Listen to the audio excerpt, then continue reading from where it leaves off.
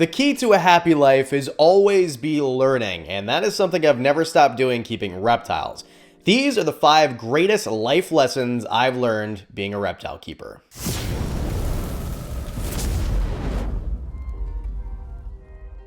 I've been keeping reptiles for nearly 20 years now, since I was a young adult, and I'll tell you what, I have never fallen out of love with it.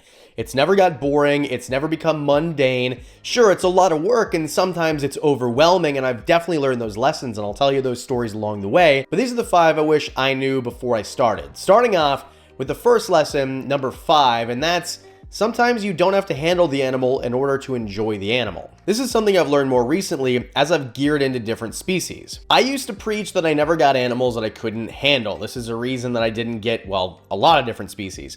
But then I started getting into arboreals especially, and then micro geckos and dart frogs, and well, there's like so many now that I really think about it. And it turns out that some of these animals I actually enjoy more than animals that I can handle. Now, of course, Diamond, don't worry, since you're here and listening and on my shoulder, there's nobody I enjoy more than you. But even animals like my emerald tree boas, I thoroughly enjoy. Animals like my dart frogs, which are actually in the same enclosure over there.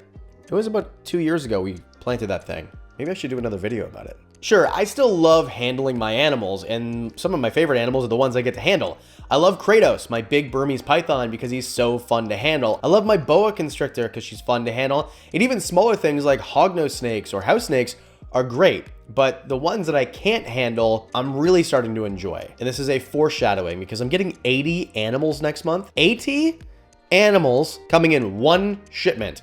And most of them are no touchy, looky no touchy. Yes, you'll have to subscribe so you can see that. It'll be a big unboxing. I can't wait. Plus, a lot of the times the enclosures are the fun part, watching them grow, planting, replanting, like the big guy back there. And that brings me to number 4. Don't hide everything in one room. Now, it's fine to have a reptile room, especially a lot of people have their reptile room as like half of their kitchen or half, well, not their kitchen. Why would you have a reptile room in your kitchen? Living room is what I meant, or half your bedroom, or maybe have a room like a sitting area, which I put in earlier this year because there's no point of having a reptile room if you can't enjoy it. Like, what's the point? My thing is, now I have a bunch of animals in my living space. So upstairs, I've got paludariums and I've got more on the way, and I just can't not have those things in my living space. Sure, it's kind of cluttered looking to some people, but to me, I wouldn't have it any other way. I even got a smaller dining room table, like literally 8 inches more narrow, shorter, narrower is a word, so that I can put enclosures on the other side of the dining room.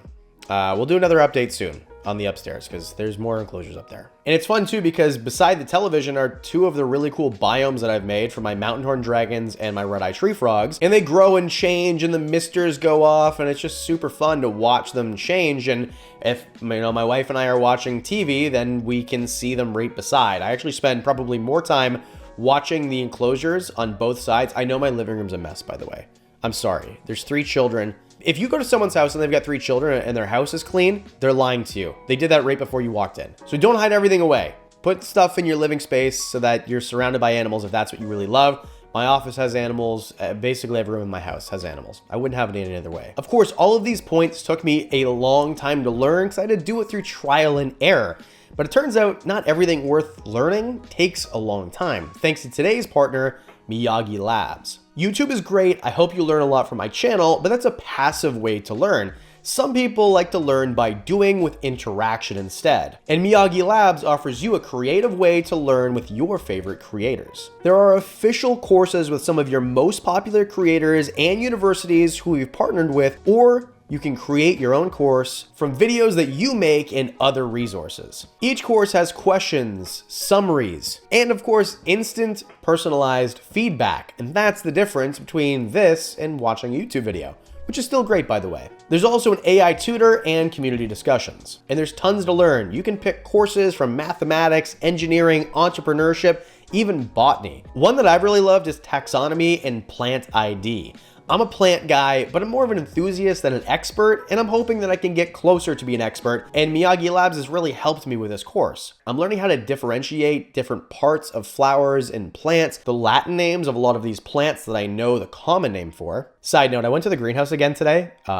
I have a problem. I bought so many plants again. They truly do make courses for everybody, like me. I'm gonna link a video down below on how you can create your course so you can take a look at how you do it and see how easy it really is. And if you want to explore more than 300 courses for free, you can use code WICKENS for a free trial of the premium and get 3 months at 50% off. Hit the link below. MiyagiLabs.ai/WWR. You can learn anything with Miyagi Labs. So hit the link below, use code WICKENS to get 7 days free of the premium service. Thanks for sponsoring today's video. Let's get back to the list. Number 3, less is more. Less animals are actually more fun, is what I'm saying.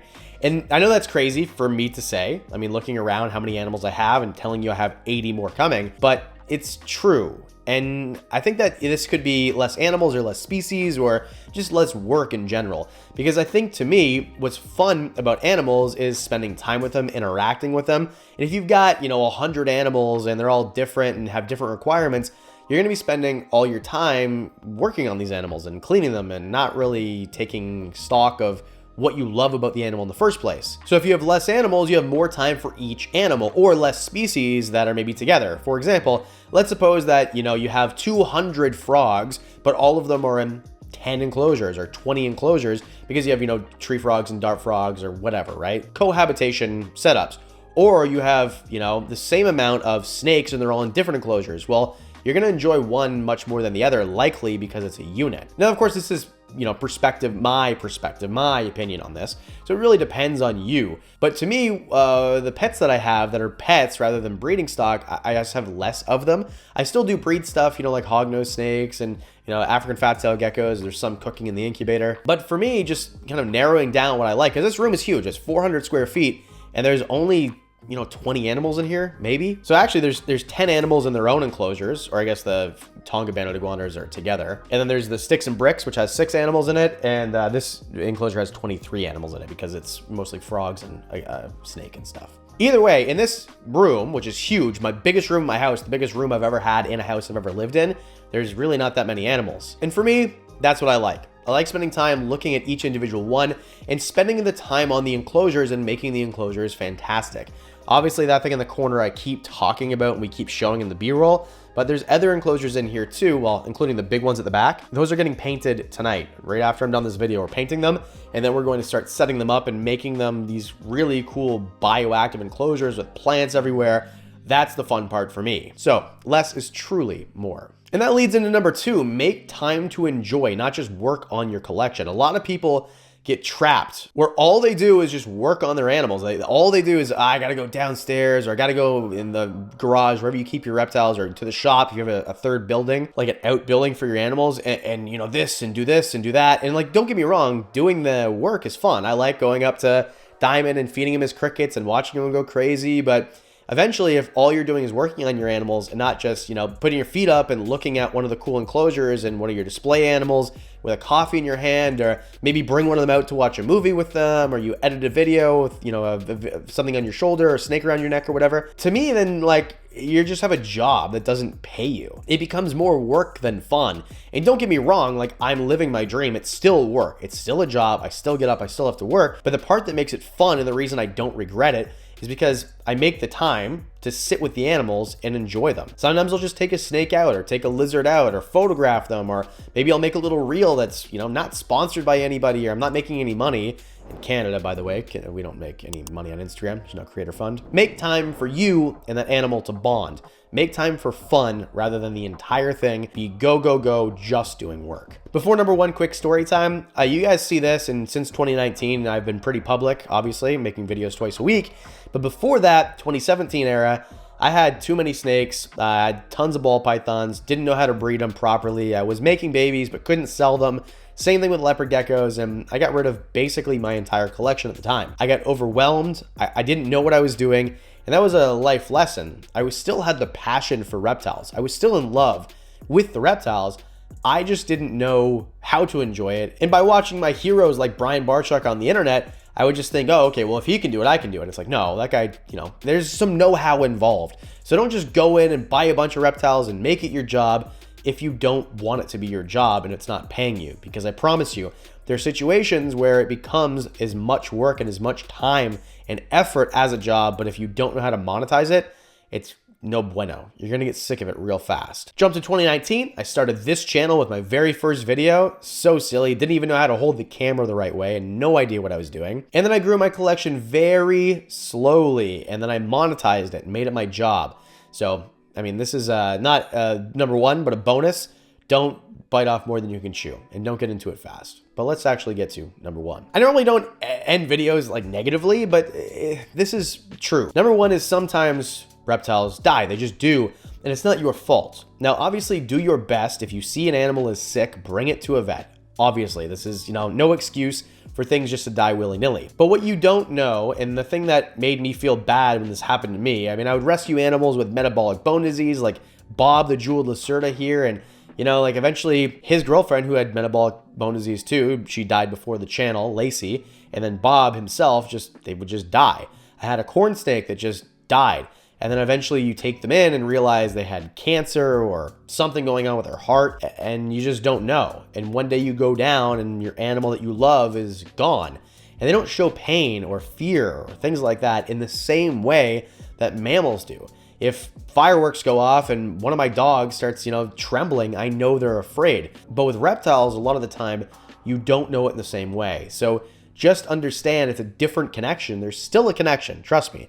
Diamond and I have a connection. I've got connections with lots of my animals, but eventually I know I'm going to come down here one day and he's going to be gone. As long as you're doing the best of your ability to keep them healthy, and if you notice something, make sure they go to a vet, you're doing A-okay. And just as a very last bonus to keep it uplifted here, because I probably shouldn't have put that one number one at the very end of the video, you're always going to learn more. I've been doing this for close to 20 years. I know people who have been doing this for 50 years, and we all have the same thing to say. We're always going to keep learning. You're never done learning. There's always more to learn. So you don't know everything, and don't fight with people in Facebook groups like you do. So that's my 2 cents. My 5 greatest life lessons, plus a couple bonuses, keeping reptiles. Let me know yours in the comment section below. And of course, if you don't mind hitting the like and subscribe, free, and it helps me a lot. Patreon, videos early, discounts on merch, one-on-ones, all that and more. And because we do videos on Mondays and Thursdays, that means I'll see you in the next one.